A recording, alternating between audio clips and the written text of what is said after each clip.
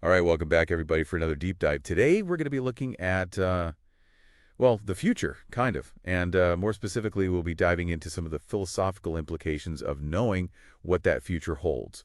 We're going to be focusing on an excerpt from Ted Chiang's short story, What is Expected of Us. And this story introduces a device that claims to predict your actions, like even before you make them. Yeah. So the story is centered around this gadget they call a predictor. It's described as this, small device, pretty simple, with just a button and a light. Mm. Sounds straightforward enough, right? Yeah, simple. But there's a twist. Oh. The light on this device, it comes on 1 second before you press the button. Oh, wow. Okay. Every single time. So it doesn't matter how hard you try, you can't outsmart this thing. The light always comes on before the action. So what happens when people find this, come across this device? Yeah, so, well, Chung, in the story, he suggests that this sets off a whole chain reaction of reactions. At first there's curiosity, right? Like trying to manipulate the device. Can you outsmart it? Right. Make it wrong. Exactly. But it always wins. It reinforces the idea that, well, maybe your actions are predetermined. So like a game you can't win. Exactly. A game you can't win.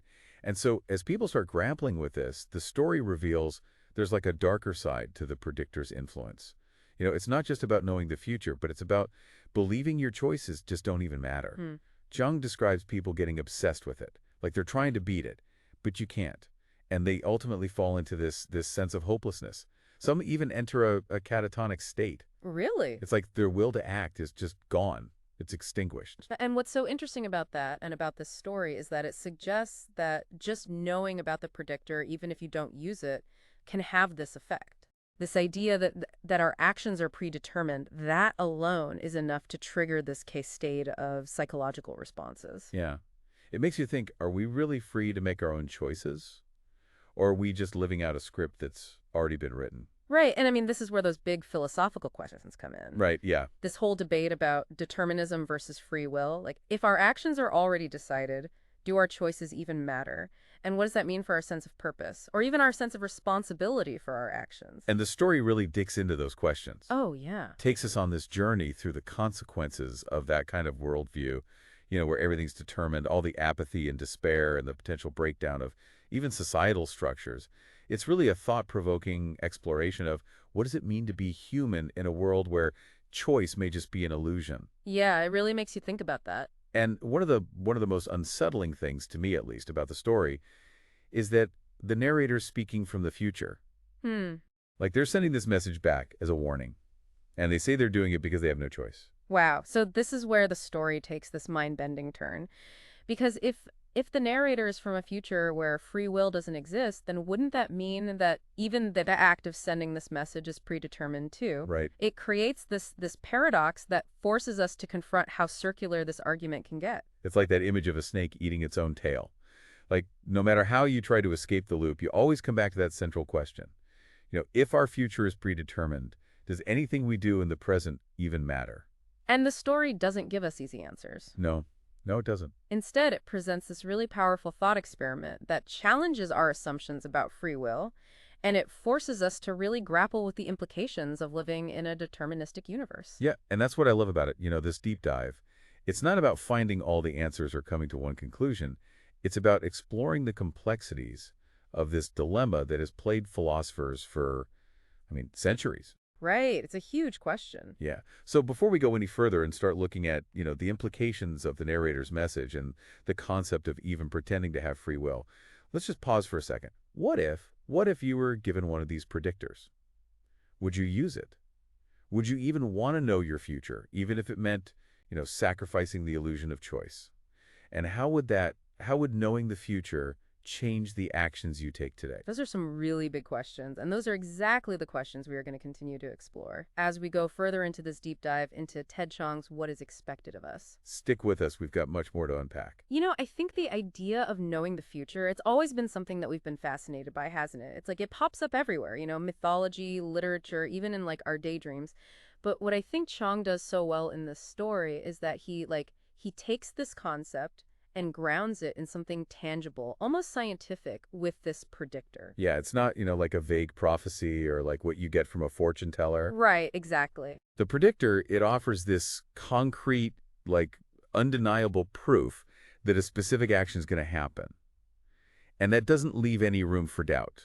Like it forces the characters and the reader to really confront, okay, what does this mean? Yeah, it really does. But it's not even just about knowing what will happen. It's about what does that do to you?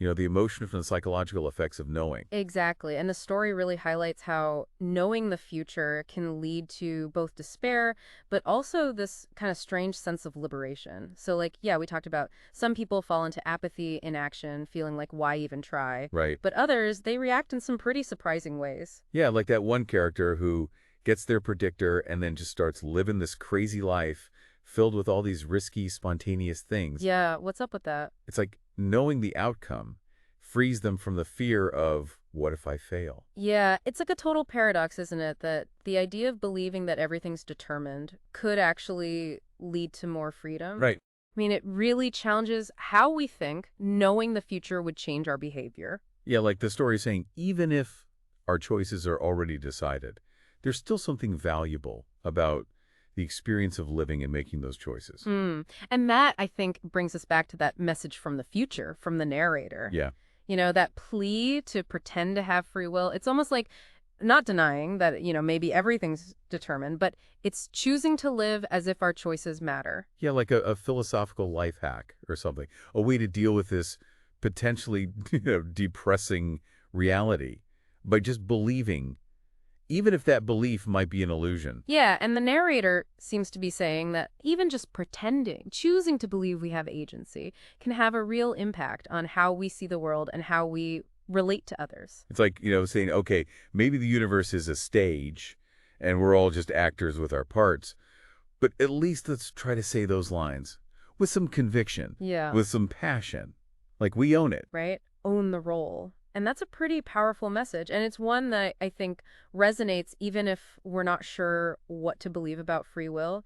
It reminds us that, we can choose how we respond to what life throws at us, even if we face these huge limitations. So like, yeah, embrace the whole human experience, all the complexity, find the meaning in the journey, even if the destination is already set. Yeah. And it challenges us to think about, is this illusion of free will maybe even essential for, for us and for society to function, for well-being?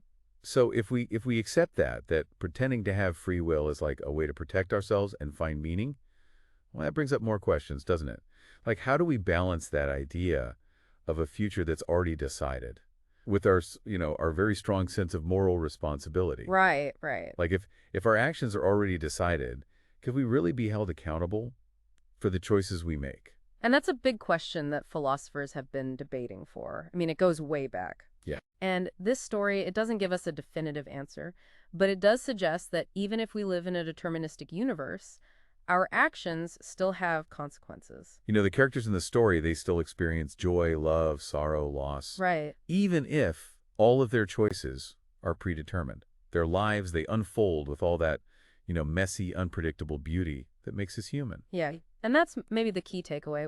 Whether or not we truly have free will, the experience of living, of making choices, and forming connections is deeply meaningful. It's a reminder that even in a world where the future might already be written, the present moment is still ours to shape, to savor, to, really be intentional with.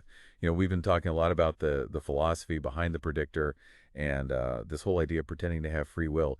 But I think it's important to talk about the emotional side of this story, too. Chiang doesn't just, present this intellectual puzzle. He explores what it would actually feel like for a person to grapple with, maybe my choices don't mean anything. Oh yeah, for sure. And the story, it doesn't try to sugarcoat the despair and the apathy and just the feeling of helplessness that can come with believing that everything's determined. It acknowledges the psychological toll that could take on a person. Like, remember akinetic mutism? Yeah. The story talks about people who are just so overwhelmed by knowing what's going to happen that they just lose all motivation to act, even to speak, to move. It's a kind of a chilling reminder of how fragile we can be when faced with this kind of existential crisis. Yeah, it really is. And it makes you think about how important it is to find meaning and purpose, even when you're not sure what's going to happen. The people in the story who do okay, they're the ones who find ways to make peace with the fact that the future might be set. Yeah, they find, some comfort in connecting with others, being creative, enjoying the small things, even if all of that is, part of a larger plan that's already laid out. Like they're saying, okay, even if the universe is a clock, I'm going to find the beauty in how those gears all work together. Yeah, that's a great way to put it. Thanks. It really highlights our resilience as humans. Even when we're faced with the idea that our choices might not matter, we still find ways to make them matter, to find that purpose and connect with something bigger than ourselves. Yeah. And maybe that's the real message of this story. It's not about figuring out whether free will exists. It's about understanding how powerful belief can be and finding meaning in what we do. It's about the value of human experience, whether our choices are predetermined or not. Right. So what does all this mean for us, as readers and just people living our own lives? How do we take these big philosophical ideas and apply them to our own experiences? Well, I think the story encourages us to keep asking those questions, to be curious, to question what we think we know about free will, to admit that we don't know everything, and to find way to be true to ourselves even when we're not sure what the future holds.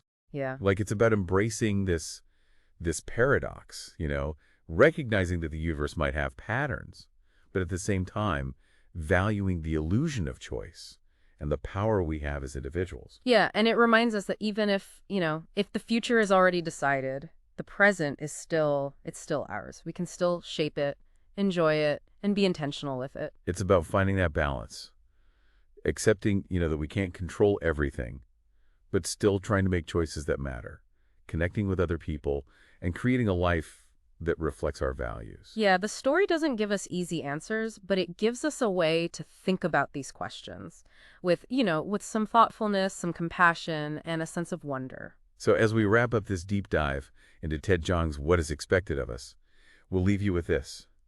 Embrace the mystery. Keep asking questions.